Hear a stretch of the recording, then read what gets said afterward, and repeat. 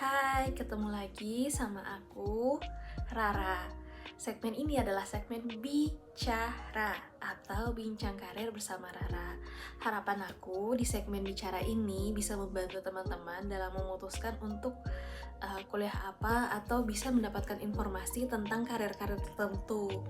Jadi untuk yang pertama ini kita mulai dari profesi dokter.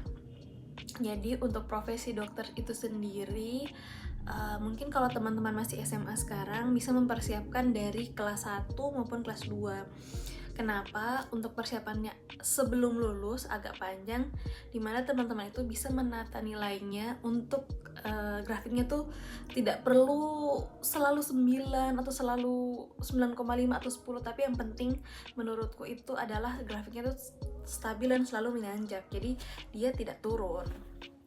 Biasanya ini sangat berguna kalau teman-teman itu bisa masuk di jalur SNBP atau betul kan ya kalau aku salah, atau mungkin jalur yang tanpa tes itu loh. Jadi sangat membantu karena untuk berjuang di jalur tes itu lagi tuh cukup menguras energi kalau menurutku. Terus kalau di kedokteran itu mungkin pelajaran yang paling penting itu sejauh ini adalah biologi dan matematika, karena di kedokteran itu sendiri itu ada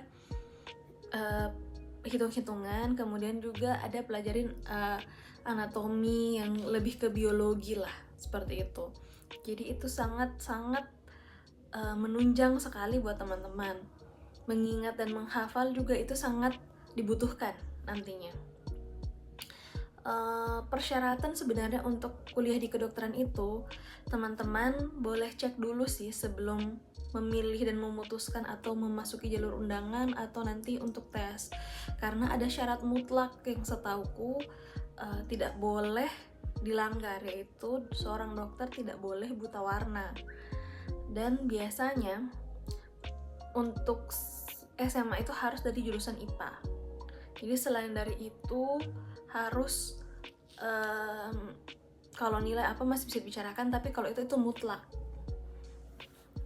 Jadi untuk teman-teman yang belum pernah tes buta warna, sebaiknya teman-teman bisa tes buta warna terlebih dahulu, karena betul-betul baik buta warna parsial atau buta warna total itu tidak diperbolehkan untuk jadi dokter atau di jurusan-jurusan tertentu lainnya.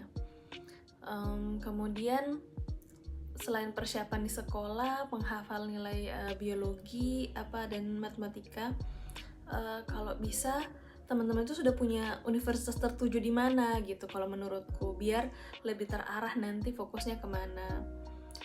Dan sepengetahuanku untuk saat ini banyak juga ada beasiswa yang ditawarkan untuk teman-teman yang ada di daerah untuk kuliah kedokteran. Dan bahkan ada beberapa teman-teman yang itu kuliah kedokteran dari daerah itu punya program dari daerahnya sendiri atau dari bupatinya sendiri. Selain sekolah, aku juga menyarankan untuk teman-teman yang kuliah kedokteran itu punya fisik yang kuat atau yang sehat. Tidak harus berotot, tidak harus yang gimana-gimana, tapi yang jelas jalan jauh kuat, kuat juga begadang, punya fisik yang baik lah. Nah, kemudian untuk kuliah kedokteran itu cukup panjang waktunya. Normalnya 3,5 sampai 4 tahun. Masih ada kampus yang berprogram di 4 tahun, tapi kebanyakan sekarang itu FK itu di 3,5 tahun. Kemudian untuk setelah teman-teman misalnya sarjana, akan ada proses berikutnya, yaitu koas atau bagian klinik. Kalau tahap sebelumnya kita sebut biasanya dengan preklinik. Bagian klinik ini bervariasi, jangka waktunya ada 1,5 sampai 2 tahun. Jadi cukup menyita waktu ya teman-teman. Kalau dihitung, kalau kita ambil range waktu yang paling lama, itu kurang lebih waktu kuliahnya itu memakan waktu sekitar 6 tahun. Jadi teman-teman seangkatan kita sudah lulus, misalnya sudah selesai sarjana, kita masih kuliah, kita masih sekolah, dan tidak berhenti sampai di proses itu saja. Jadi setelah teman-teman lulus, nanti teman-teman itu harus mengikuti lagi program internship. atau program wajib dari pemerintah. Jadi dipilihkan wahana dari pemerintah untuk berpraktek sebagai dokter, tapi masih di bawah supervisi dari masih ada supervisinya, ada dokter penanggung jawabnya gitu. Itu kurang lebih waktunya 1 tahun. Seperti itu. Oh ya, dan sebelum internship, teman-teman juga wajib sudah lolos ujian kompetensi. Jadi selama belum lolos ujian kompetensi, teman-teman tidak bisa internship. Jadi itu menentukan teman-teman sudah siap untuk turun di masyarakat, sudah punya kompetensi itu. Dan kompetensi ini dilaksanakan, seingatku itu 4 kali dalam setahun dan dilakukan secara nasional. Jadi kompetensi dari Sabang sampai Merauke itu semuanya punya kompetensi yang sama. Kalau teman-teman juga kuliah di kedokteran, itu harus siap dengan berbagai macam ujian. Jadi di kedokteran itu biasanya ada ujian sebelum masuk lab, setelah masuk lab, ujian blok. Jadi hari-hari teman-teman itu bakal dihiasi dengan macam-macam ujian. Dan biasanya laboratorium juga beragam tergantung dari tingkatan teman-teman. Jadi prepare yourself gitu kalau mau masuk kedokteran, karena sebenarnya kuliahnya cukup padat dan liburnya menurutku cukup minim. Makanya kadang biasanya fakultas lain sudah libur, kedokteran tuh belum libur. Terus kalau menurutku barang-barang untuk kuliah itu sebenarnya pintar-pintar dari kita. Jadi yang wajib kalau waktu kuliah kedokteran itu harus punya atlas anatomi. Kalau kalian bisa punya akses dari kakak senior, pinjam, atau bisa beli buku bekas, selama atlasnya yang dipakai di kampus kalian itu sama, menurutku itu tidak ada masalah gitu.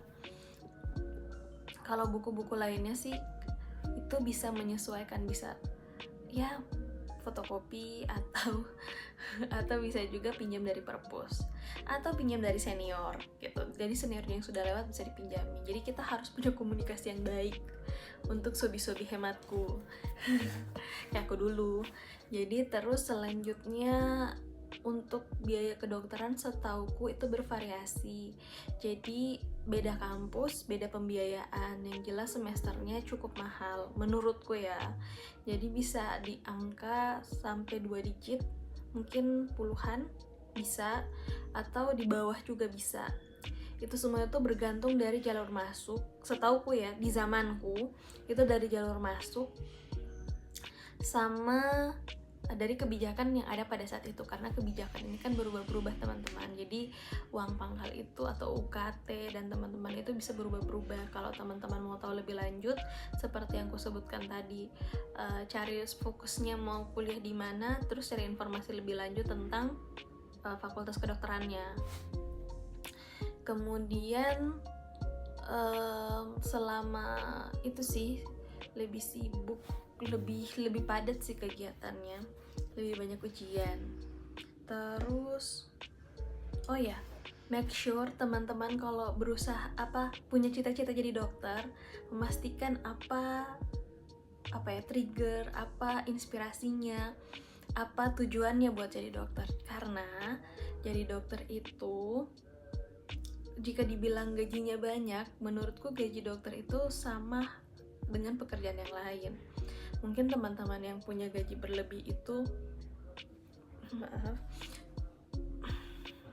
mungkin kerja ekstra, kerja di 2-3 tempat, atau bisa juga mungkin karena punya warisan dari orang tua. Katakanlah beliau sudah punya klinik orang tua, atau orang tuanya sudah merintis, jadi dia bukan tim perintis ya teman-teman, dia tinggal mewarisi hal-hal dari orang tuanya, seperti itu. Jadi untuk teman-teman yang mungkin tim perintis untuk kuliah kedokteran, make sure kalau kalian itu punya tujuan yang mulia. Karena menurutku kalau harus jadi dokter itu atau jadi di bidang pelayanan kesehatan apapun, itu tujuannya mulia. Untuk gaji besar bisa, tapi tidak langsung kalian kerja langsung gajinya besar, sesuai effortnya lah kalau menurutku, sama seperti pekerjaan lainnya. Terus kalau sudah jadi dokter itu kan, itu tahap yang aku sebutkan tadi itu untuk tahap jadi dokter umumnya teman-teman. Jadi kurang lebih 6 tahun. tambah 1 tahun untuk internship. Kita mengambil margin waktu terpanjang ya. Nah,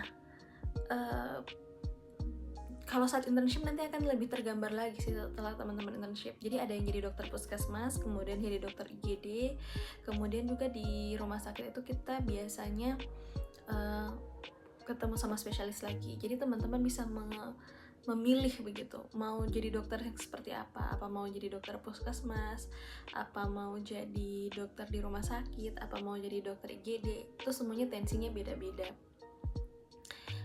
Yang jelas semuanya itu mulia.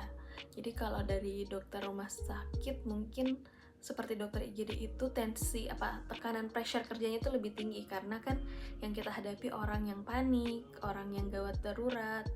Kemudian kalau jadi dokter asisten di rumah sakit itu juga tergantung bagiannya sih, tapi itu juga cukup menyita waktu karena biasanya pasiennya banyak, biasanya dari pagi sampai sore. Kemudian kalau memang di bidang bedah biasanya kita juga bisa bantu asisten, jadi itu tergantung kebijakan masing-masing lagi dari rumah sakit atau dokter itu sendiri, dokter spesialisnya ya. Kemudian kalau dari puskesmas, teman-teman itu lebih ke promotif preventif, tapi tetap pelayanan puskesmas seperti biasanya, poliklinik, bisa juga turun posyandu, turun penyuluhan, atau ada kejadian-kejadian luar biasa, teman-teman juga bisa turun. Kemudian atau juga turun tim medis, biasa ada kegiatan-kegiatan apa di kawasannya teman-teman, itu biasa diminta jadi turun tim medis. Kemudian bedanya dokter umum sama dokter spesialis. Nah, dokter umum itu seperti yang saya sebutkan tadi, waktu belajarnya kurang lebih 6 tahun. Nah, ketika teman-teman sudah jadi dokter umum, baru bisa melanjutkan ke dokter spesialis. Jadi spesialis kan banyak, ada spesialis bedah, anak, penyakit dalam, tergantung dari ketertarikan teman-teman. Jadi untuk sekolah spesialis itu juga kurang lebih sama, waktunya itu 4 tahun, setahu saya 4 tahun. Biasanya ada yang lebih dari itu atau tergantung dari keadaan masing-masing, atau tergantung dari FK-nya atau kebijakannya begitu. Biasanya rata-rata sih 4 tahun. Terus prospek karir seperti yang saya sebutkan tadi, kalau dokter umum sih seperti itu, tapi kalau dokter spesialis pasti ke rumah sakit yang lebih besar. Mungkin itu saja dari saya karena sudah mau azan zuhur ya teman-teman. Terima kasih atas perhatiannya.